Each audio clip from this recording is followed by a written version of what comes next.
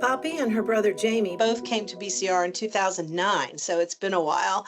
And they were rescued from the streets of New York City, which to me is kind of a miracle in and of itself, by a lovely woman who wanted to keep them, but she couldn't. So she searched around, and back then BCR was relatively new. So we had space, and both Jamie and Poppy came down. She brought them down herself and then made a donation to cover their care, which was extremely lovely. And these two really needed it when they first came.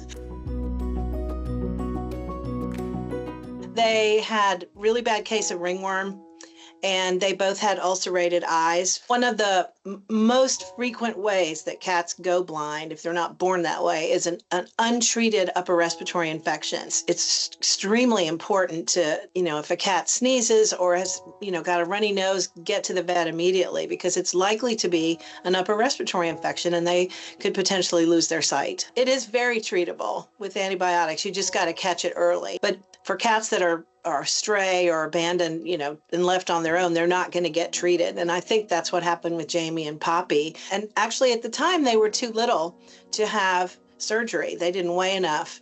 So we had to get them a little further on before they could have their eyes fixed. So they both had their eyes removed, and they recovered very well from that. Jamie unfortunately passed away a few years ago, but Poppy is still with us, and she's had very few health problems since then.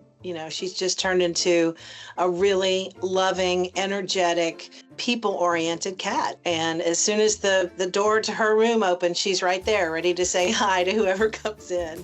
These days, Poppy's very famous for climbing people. She will start on the floor and find her way to your shoulders and your head, and she loves to rub against your head and your face, and she loves to be up high, probably because it's easier to get to a shoulder. It's interesting being blind in a room with other blind cats. Sometimes they run into each other. The other cat might react or hiss or just be startled, not Poppy. Just fine.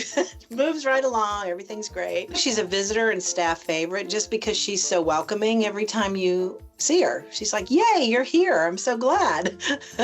So whatever kind of day you're having, if you spend time with Poppy, you'll for sure feel better.